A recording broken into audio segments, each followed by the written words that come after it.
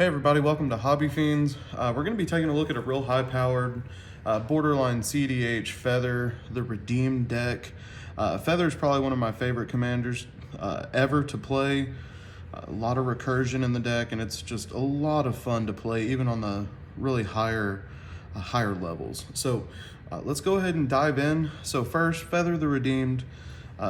In case you don't know, whenever you cast an instant or sorcery that targets a creature you control, you exile it, and instead of putting it into your graveyard as it resolves, if you do, return it to your hand at the beginning of the next end step. So you string a bunch of small spells together, you can add them back to your hand to do a lot of draw power, and there's some other shenanigans that you can get into as well. But Feather is just a lot of fun to play. So first thing, I try to run maybe one Planeswalker in most of my decks. This one is Chandra Hope's Beacon. This is the new one out of March of the Machine. The cool thing about this is, yeah, it's 6 mana, which is not great up front. But in this deck, you produce a lot of treasures, you have access to mana and things.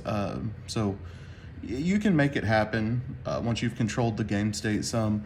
The cool thing is, first thing, you can +2 to add 2 mana back, so it makes it a 4 mana drop. And then you can copy the first instant or sorcery spell that you cast each turn. So each turn around the table, if you can copy your cantrips over and over to gain a lot of value, this card does a lot of fun things. And then the +1 is an impulse draw, which it is what it is. And then the -X, you can deal a bunch of damage to everything, or to targets. And if you have some damage multipliers out, that can get really absurd sometimes. So let's get into the creatures starting out.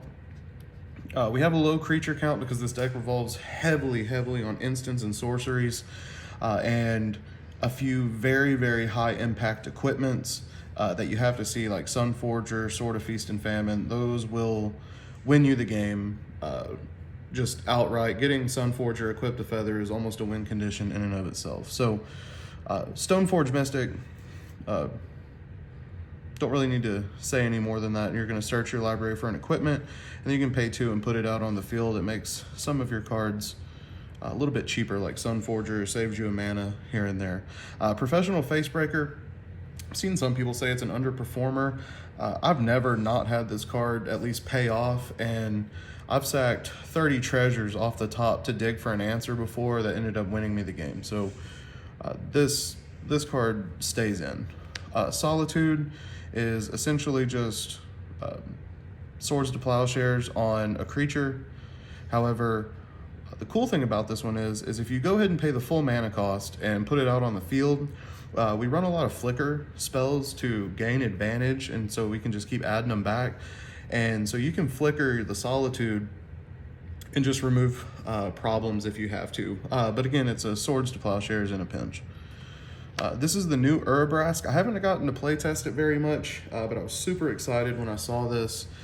Basically allows you to storm a little bit better and play your hands on other people's turns, even if you're low on mana. Dealing 1 damage is not the biggest deal, but you are adding a red every time you cast an instant or sorcery. And then on the backside of Urabrask, you do have the Great Work. You're going to deal 3 damage to a target opponent and each creature they control, so you can get rid of a board, create 3 treasures, which is always fun. And then until end of turn, you can cast instant or sorcery spells from any graveyard this turn.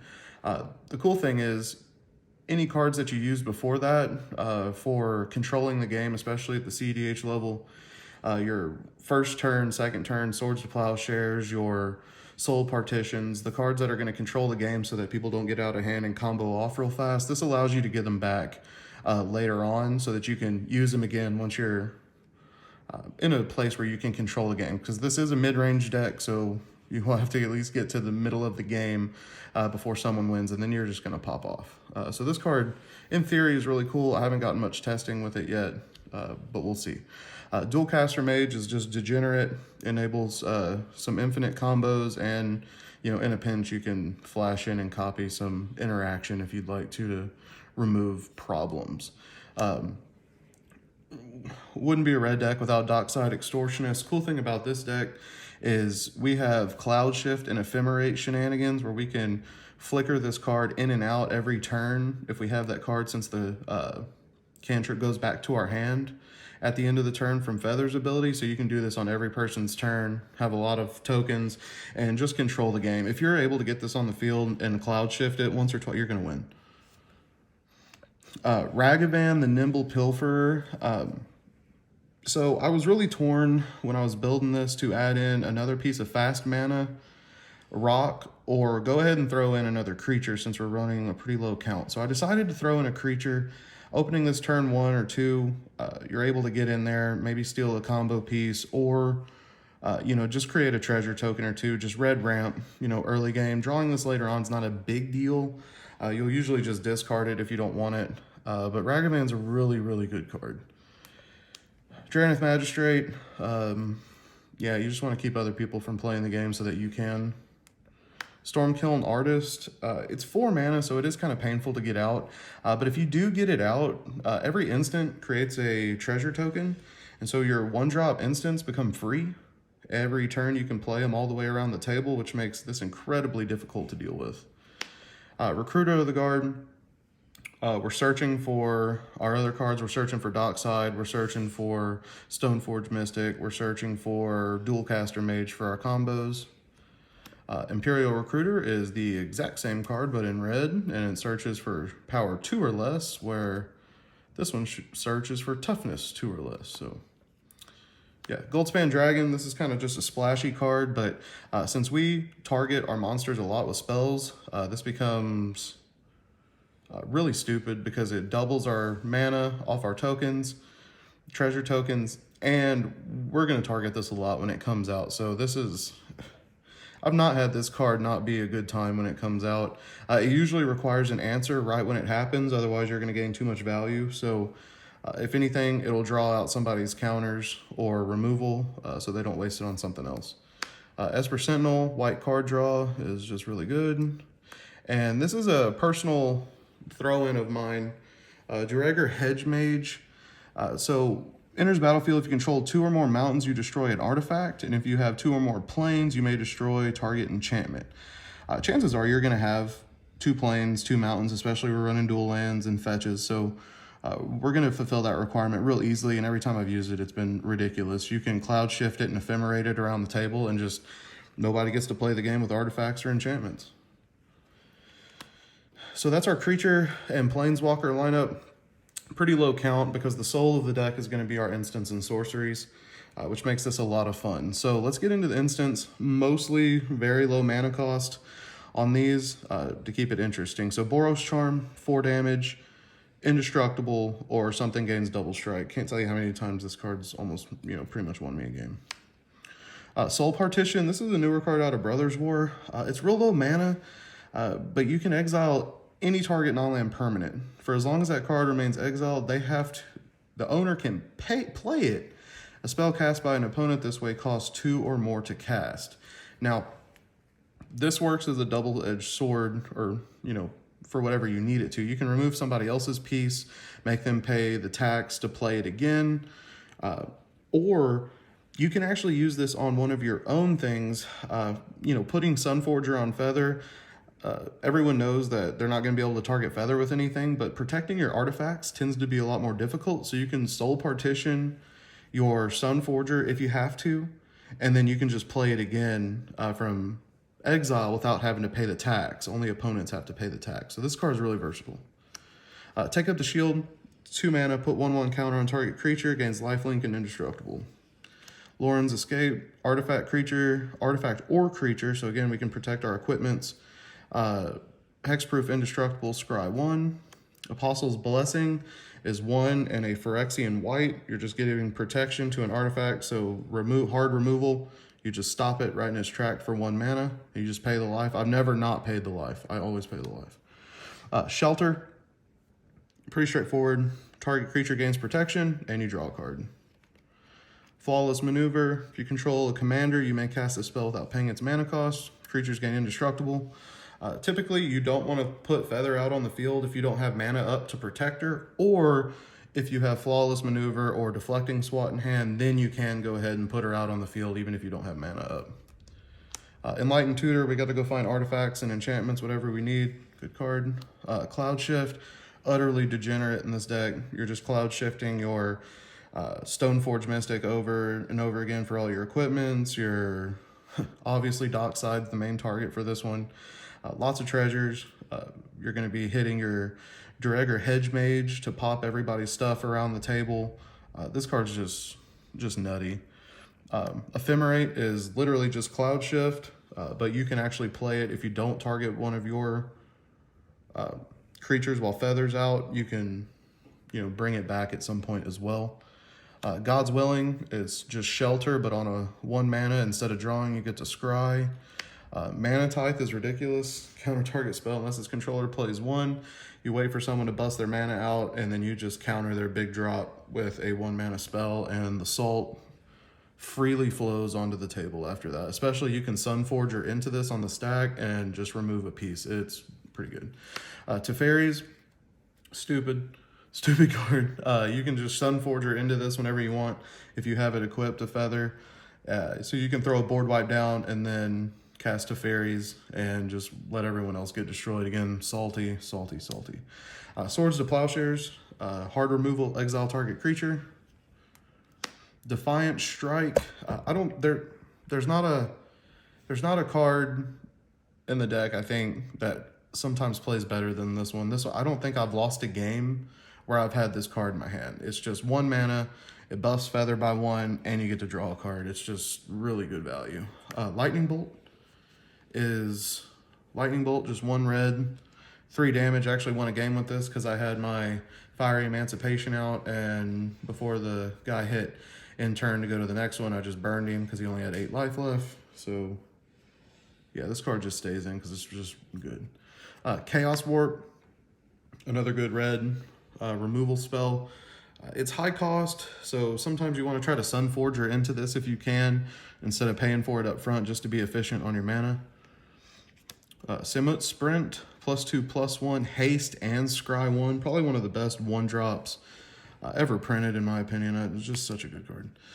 Blazing Crescendo. This is a card out of New Phyrexian. I've been trying it, and so far it's been a lot of fun. So +3/+1 until end of turn, and then you exile, and then you impulse draw off of that. Typically, like I said, we're running so many low-value instants and sorceries that chances are you're going to hit another one that you can just cast and just go to town from there. Deflecting Swat, broken. Just protect Feather. That's all it is. Crimson Whiffs, draw power. Fist of Flames, more draw power and buffing. Expedites, draw power. Reckless Rage, 4 damage to target creature you don't, and 2 damage to target creature you control. You get this back every time, so you deal 2 damage to Feather, 4 to whatever you want, and then every turn you get this back. So around the table, you can just kill everybody's 4 toughness or less creatures with this. It's really ridiculous seeing that go off. Pyroblast, any red deck playing in the higher levels into the CDH mode, you have to run this. That's a 1-drop counter blue. Blue's notorious for just being degenerate, so we got to put a stop to that. And again, you can Sunforger into this as well. Magnetic Theft is probably the best card in the deck. If you can get to your Sunforger, again, I say that a lot because this deck revolves around being able to get that on Feather. You don't have to win, but it really helps. So attach target equipment to target creature. It makes equipping Sunforger 1 cost instead of 3, and then you can actually unattach it and then reattach it and unattach it again for multiple rounds of spells as long as you have enough mana for it. So this card's really good. I also had someone steal my Sword of Feast and Famine at one point, and so I just did Magnetic Theft and took it back. Chrome Mox. We're going to go ahead and get into our rocks now. We went through our instants. So these are going to be our rocks and our equipments here. Chrome Mox, it's just fast mana. You got to have easy access to it. Mox Amber, again, fast mana. Really good with Feather. It gives you white and red, just easy. Soul Ring.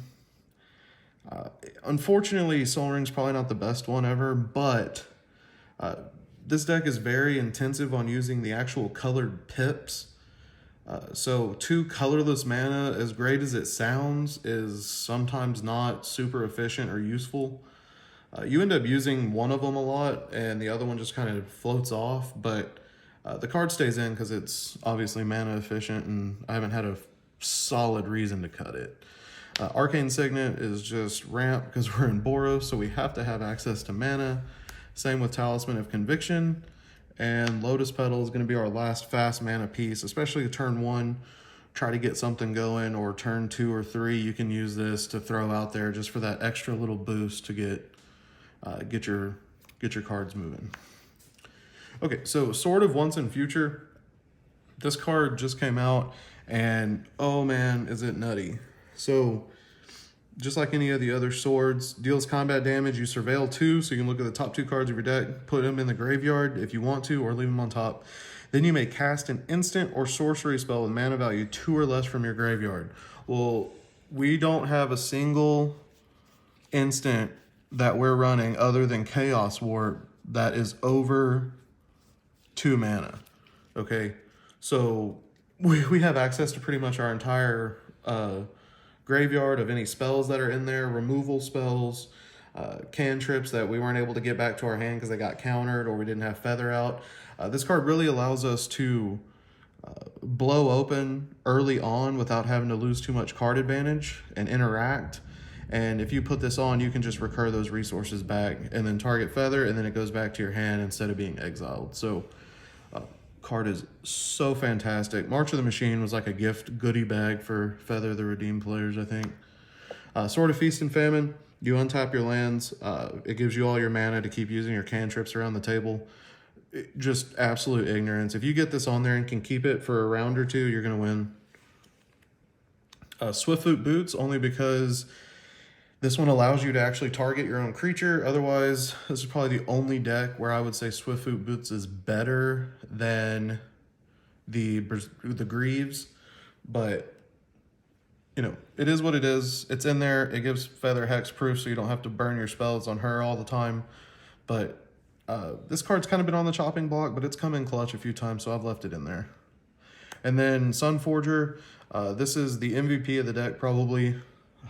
+4/+0, which gives Feather 7 power, which is very relevant because we have a lot of damage triplers, or the ability to triple our damage in certain ways, and that is 21 commander damage right there if you can swing and get that connect. So that very synergistic. And then red, white, unattach it. Search your library for a red or white instant card with converted mana cost 4 or less and cast that card without paying its mana cost. So almost every single sorcery and instant in the entire deck we can throw out with this Sunforger, and it is just ignorant what you can do. You protect yourself all the way around the table.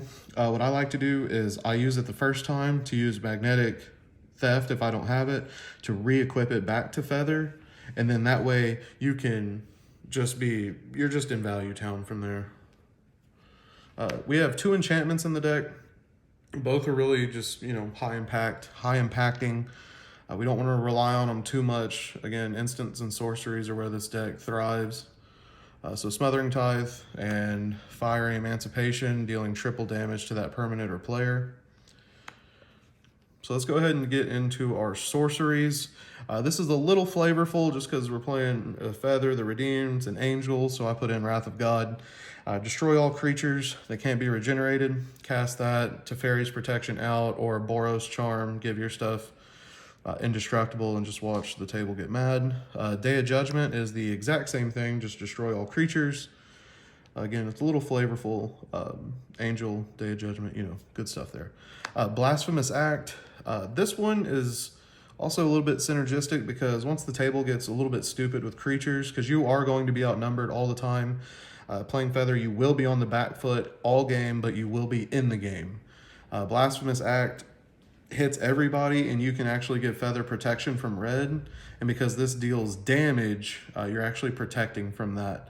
And so you'll wipe the board except for Feather. So Blasphemous Act is really good as well. All right, so we'll get into a few of our tutors here. Open the Armory, just searching for an equipment. Mishra's Command. Now, this is a card that came out of Brothers War, and honestly,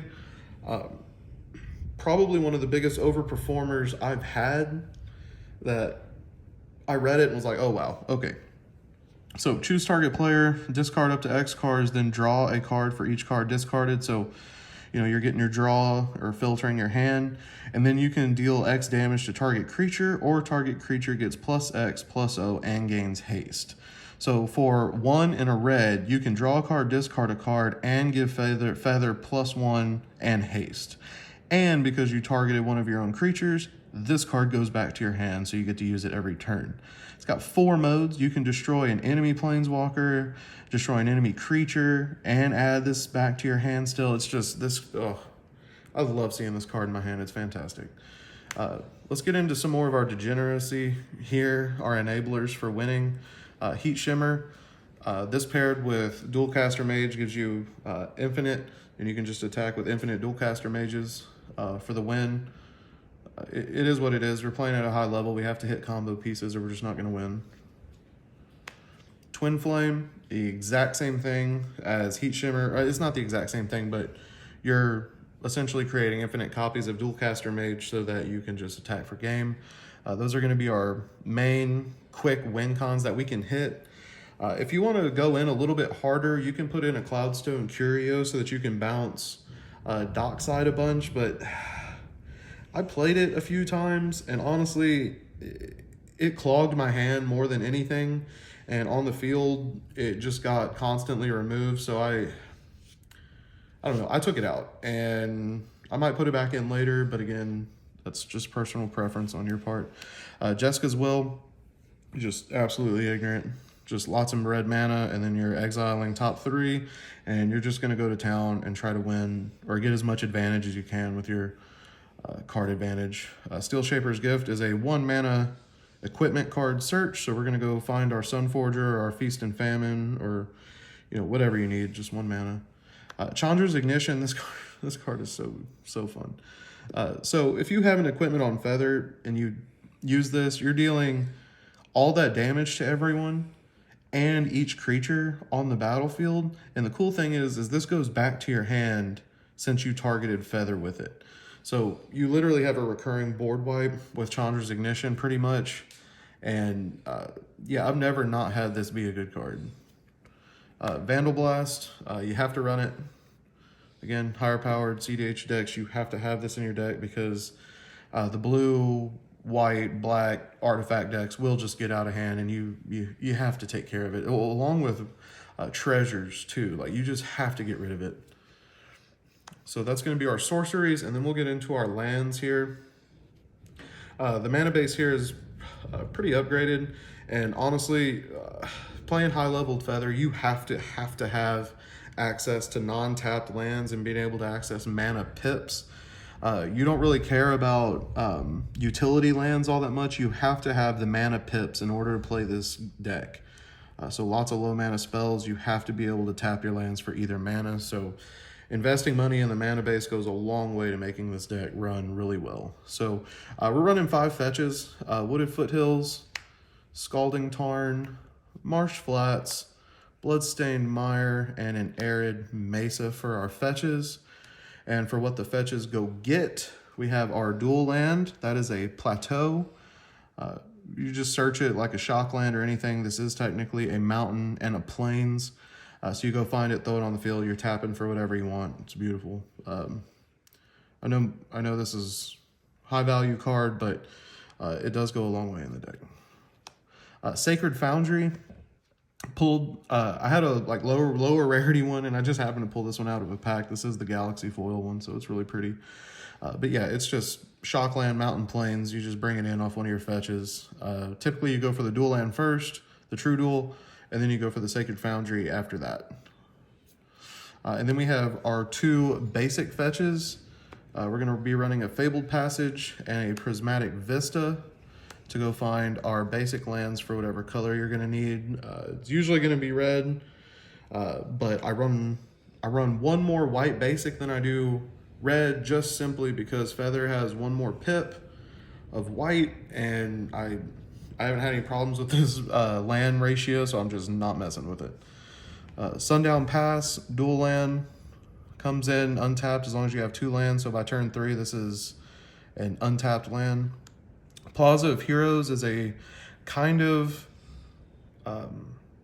utility land, but the cool thing is you can actually add any color to cast Feather, and then if you have Feather on the field, you can add any of the colors, red or white. And then this is in a pinch a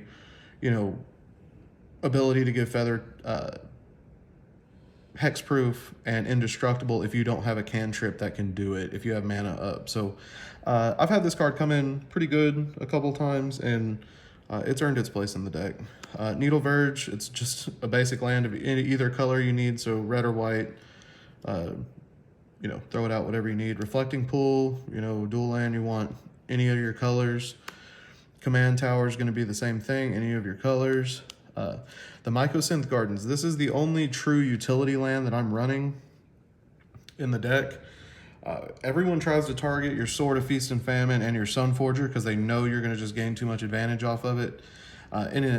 In a pinch, you can actually pay mana into this, and it becomes a copy of that artifact. So if someone tries to remove your Sunforger, you can pay the mana into it, tap it. This becomes a copy of it. They remove the original, and then you have your Mycosynth Garden copy that you can just continue to go about your day.